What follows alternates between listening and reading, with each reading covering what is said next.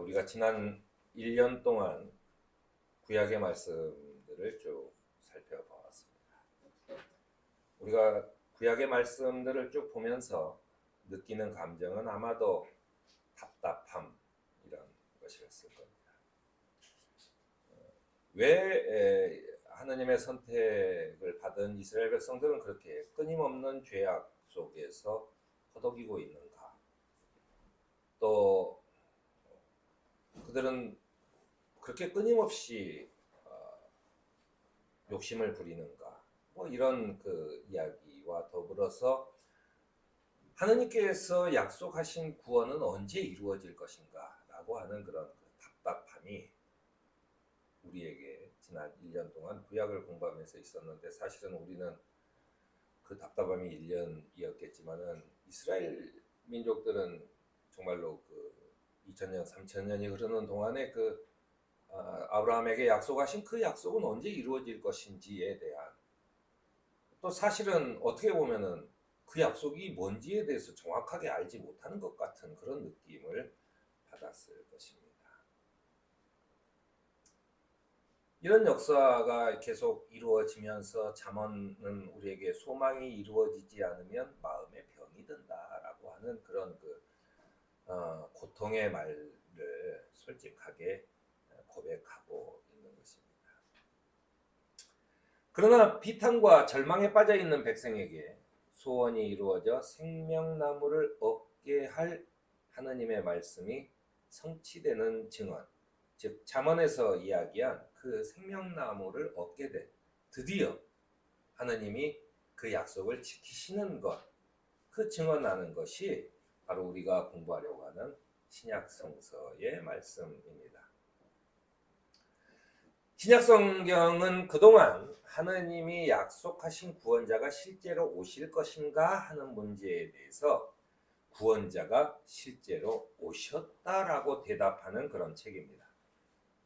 이 구원자는 지금까지 하느님의 말씀을 전하던 예언자와는 완전히 다른 육체를 입고 오신 하느님이에요. 그러니까 하느님의 말씀을 대언하던 사람들을 하느님께서 들어서 쓰시던 역사에서 이제는 하느님이 직접 사람의 몸을 입고 이 세상에 오셨다. 그가 직접 오셨다라고 하는 것이 신약성서의 고백입니다. 하느님께서는 유일하신 아들 예수를 우리에게 보내주셔서 그의 말씀을 들은 백성이 하느님을 알게 되고 이제는 죄로부터 구원받게 되었다는 것입니다. 그 구원자는 곧 기름 부은 자이며 히브리어로는 메시아고 헬라어로는 그리스도로 오신 것입니다. 오늘 앞으로 우리가 공부할 신약성서의 첫 부분인 마태복음서, 마가복음서, 누가복음서, 그리고 요한복음서와 사도행전까지에서는 나사렛 예수가 바로 그 메시아요 그리스도라고 소개하면서 약속된 구원자가 실제로 오셨다는 놀라운 소식을 전해주고 있습니다. 이 5권의 책은 그리스도이신 예수께서 신실한 삶을 보여주시고 그가 모든 시험을 이겨냈으며 죄 없는 삶을 살았다는 것과 나아가서 예수 그리스도는 하느님께서 모세에게 약속하신 그 예언자이시며 다윗에게 약속하신 오실 왕이시며 또한 다니엘의 환상에서 본 인자가 되시는 분이라고 증언하고 있는 것입니다. 요한은 오늘 그래서 자기의 복음서 말미에 여기에 이것이나마 기록한 목적은 여러분으로 하여금 예수가 그리스도요 하느님의 아들이심을 믿게 하고 또 그렇게 믿어서 그의 이름으로 생명을 얻게 하려는 것이라고 성경에서 밝히고 있습니다. 그러니까 우리가 신앙을 갖는 이유, 신앙을 갖는 목적은 우리가 예수 그리스도의 하느님의 아들이심을 믿어야 되는 것, 그리고 그렇게 믿는 이유는 그의 이름으로 생명을 얻게 되기 때문이다 라고 하는 것을 요약하고 있는 내용입니다. 또한 신약 성경에는 예수를 믿게 된 새 언약의 공동체를 위한 말씀이 서신서로 이어집니다. 예수께서 이런 말씀을 하세요. 이 성전을 허물어라. 그러면 내가 사흘 만에 다시 세우겠다라고 말씀하셨어요. 그 말을 들은 유대 사람들은 아니 이 성전을 사흘 만에 다시 세우겠다고요? 라고 얘기를 하죠. 사실은 예수님이 이제 우리가 보통 서기라고 부르는 연도에 따르면 서기 33년에 33살의 나이로 돌아가시고 그 다음에 부활하시고 승천하시고 그리고 서기 70년에 예루살렘 성전이 완전히 무너집니다. 사람들은 전부 다 예수님의 이야기가 허무맹랑한 이야기예요. 그 성전을 어떻게 지금처럼 장비가 발달한 것도 아니고 그 성전이 무너진 걸 내가 사흘 만에 다시 짓겠다라고 하셨는데 이 말씀이 이루어졌다라고 증언하는 겁니다. 그러니까 예수의 제자들이 하는 이야기가 당시에는 굉장히 허무맹랑한 이야기죠. 또 그 당시에 사두개파 그리고 이제 예수님 돌아가신 후에 이 주도권을 쥔 바리새파 이런 사람들이 예수를 랍비로는 인정을 해요. 또 특히나 바리새파는 부활하신 거 오케이 인정해 라고 얘기합니다. 그런데 그가 엘리야 같은 예언자냐? 그건 아니다 라고 하는 이야기입니다. 그리고 그 인정에는 딱 하나예요. 성경에도 나오는 말씀인데 저러다가 예수님이 이제 예수라는 랍비가 죽은 다음에는 다른 그런 그 여타의 종교들처럼 지네끼리 모이다가 없어지겠지 라고 한 겁니다. 그러니까 유대 안에서 로마의 식민지 하에서 로마하고의 관계에 있어서 이 식민지 백성들은 자기네 힘이 좀 많아 보이게 해야 되는 겁니다. 그러니까 예수를 따르는 그 유대인들조차도 이게 내치지 않아요. 왜냐하면 자기 편으로 있어야 되니까. 왜냐하면 우리가 사람 수가 많아 라고 하는 걸 보여줘야 되기 때문에. 그래서 이제 인정하는데 거기에 대해서는 좀 허무맹랑한 그런 지도자였다라고 정도 알고 있는 거죠. 뭐 성전을 사흘 만에 다시 세우겠다고 했다거나 뭐 제자들이 뭐 사실은 예수님이 다시 사셨어라고 말하는 거는 오케이 그냥 그랬다고 쳐라고 하는 거죠.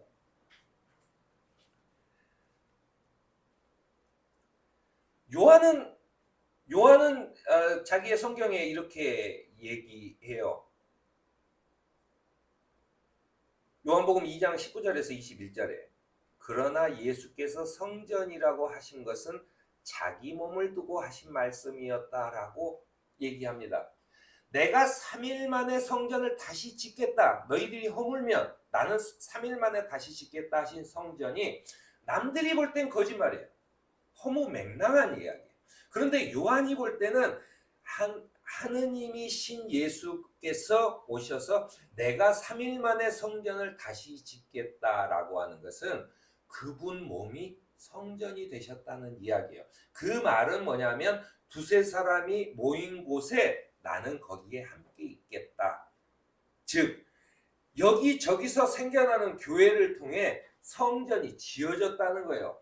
그 사람들 눈에는 눈에 보이는 가장 화려한 남들이 봐도 와 니네 대단해 라고 얘기할 만한 것이 아니라 두세 사람이 모인 곳에 있는 곳에서 우리가 하느님을 믿는 예수 그리스도를 통해서 구원을 얻는 사람들이 모여있는 그 공동체 속에서 성전이 하나도 아니고 수만 개, 수천 개, 수억 개가 계속 지어지고 있다는 그런 이야기를 요한복음은 우리에게 증언하고 있다는 얘기입니다.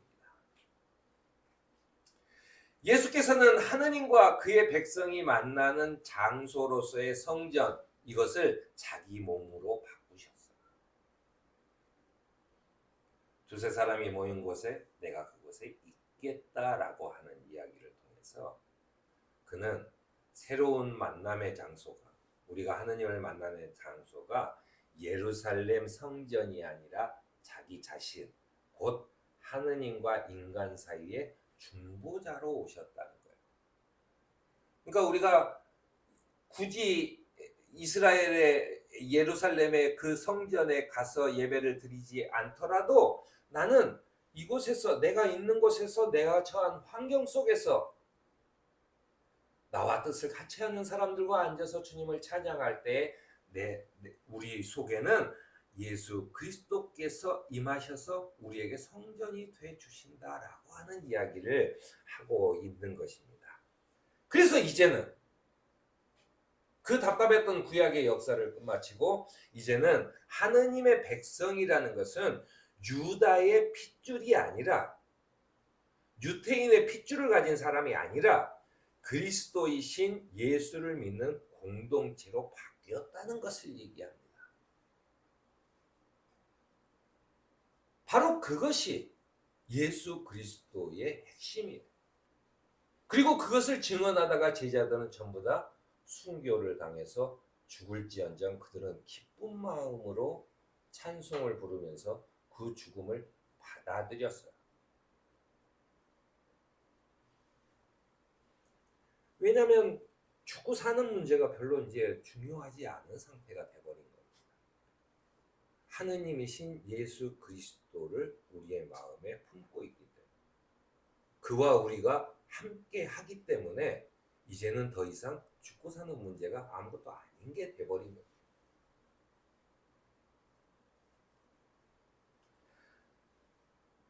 또 한 가지는 출애굽기에 악과 허물과 죄를 용서하시는 하나님께서 그러나 나는 죄를 벌하지 않은 채 그냥 넘기지는 아니한다라고 하는 얘기를 해요. 왜냐하면 이 이스라엘 백성들이 끊임없이, 그래서 항상 죄에 대한 벌을 받아요.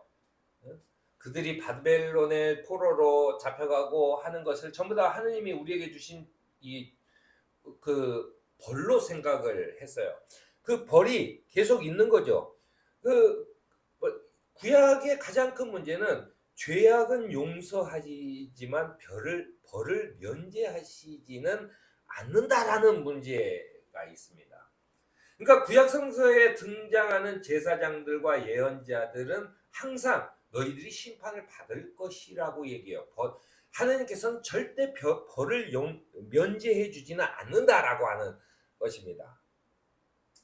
그런데 그리스도이신 예수께서는 자신이 친히 죄에 대해서 본인이 사람들이 지은 죄를 자신이 감당했어요. 그래서 죄가 없으시지만 사형 선고를 받고 십자가에서 죽으셨어요.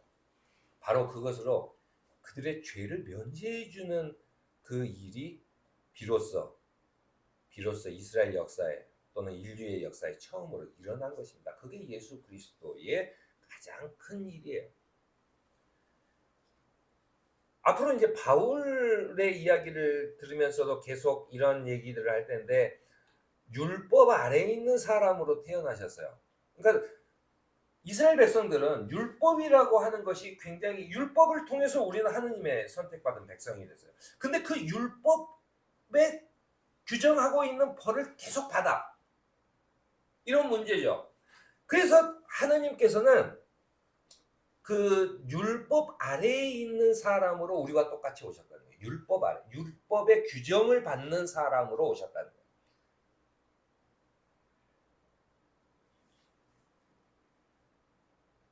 율법 아래에 있는 사람을, 그래서 그 밑으로, 우리가 사람을 구하려면 그 밑으로 내려가야 되잖아요. 올라오라고 계속 얘기해봤자 어떻게 올라오겠어요. 그런 것처럼 율법 아래에 들어가서 우리를 끌어올려서 하느님의 자녀의 자격을 얻게 하시는 것이다라고 하는 고백을 바울이 하고 있는 거예요. 신약성경은 이렇게 약속을 성취하신 하느님이신 예수 그리스도와 함께 새롭게 된 주의 백성이 된 그런 그리스도인이라고 하는 말을 처음으로 하게 됩니다. 이 사도 바울은 에베소 교인들에게는 그들이 이미 구원받았다라고 얘기하고, 고린도 교인들에게는 구원을 받고 있다라고 얘기했으며, 로마의 교인들에게는 구원을 받을 것이라고 얘기합니다. 그러니까 예수를 통해 이루어져 가는 구원은 이미 받고 있는 받을 그런 세 가지 측면에서 있다라고 하는 얘기입니다. 그런데 요게 이제 이게 영어 성경을 번역하면서 영어 성경에는 이제 영어라는 것은 시제가 매우 중요하잖아요. 그래서 이제 과거, 현재, 미래로 밝혀져 있지만 이제 히브리어의 이 시제는 조금 다릅니다. 그러니까 너희가 받고 있다. 그러니까는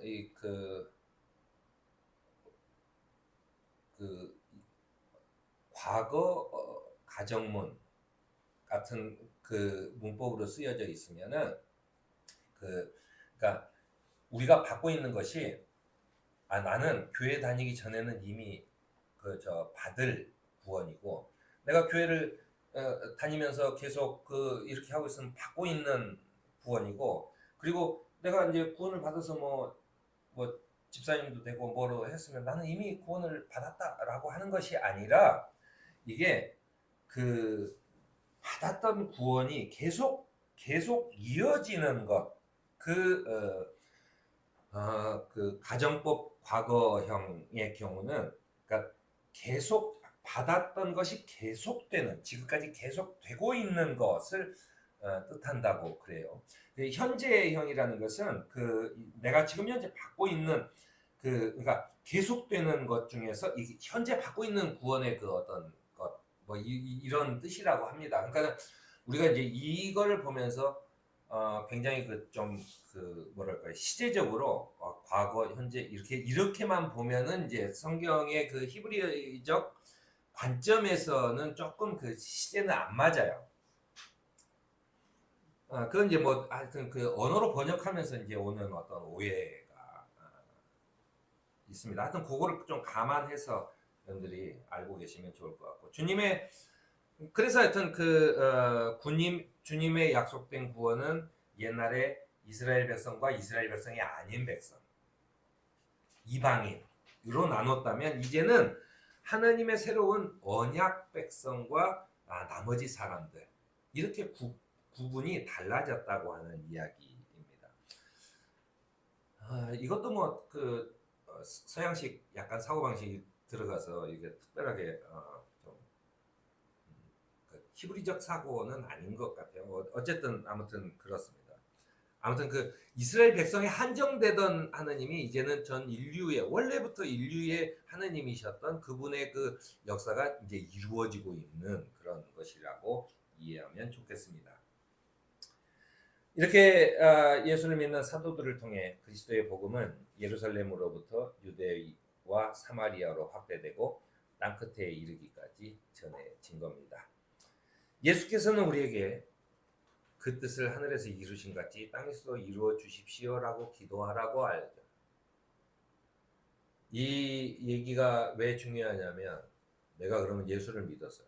그럼 나는 진짜로 예수 안 믿는 어디 전철이나 이런 데 가서 막 예수 믿으라고 떠들고 그러다가 한 대 맞으면 나는 핍박받았다 그러고 이런 것을 계속 해야 되나?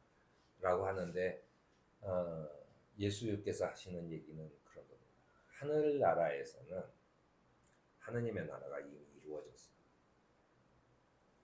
하느님의 나라가 이미 이루어져서 완벽한 세상, 하느님이 다스리는 세상이 됐어요. 우리가 할 일은 전철로 가는 게 아니라 이 땅에서도 이루어지도록 기도하라는 거예요. 이 땅에서도 이루어지도록. 그것은 예수 그리스도의 주권이 살아있는 나라. 그것은 정의가 실현되고 상식이 통하는 좀 제 얘기입니다만 아무튼 정의가 실현되는 하나님의 정의가 실현되는 그 나라가 이 땅에서도 이루어지게 해달라고 기도하라는 거예요. 그게 우리의 할 일이에요. 바로 그겁니다. 이 예수님께서는 그렇게 기도하라고 우리한테 말씀하셨어요. 주님의 소명을 받은 우리는 그 뜻을 감히 감당할 수 없어요. 어떻게 우리가 예수와 똑같이 다니면서 그런 일을 할 수 있겠어요? 하지만 그 뜻이 하늘에서와 같이 땅에서도 이루어지게 해달라고 기도하라는 것, 그렇게 가르치신 것이다 라고 하는 것이 신약 성경의 결론입니다. 오늘 특별히 우리를 부르신 뜻을 헤아리는 그런 손병 공동체가 되는 저와 여러분이 되기를 바랍니다. 네.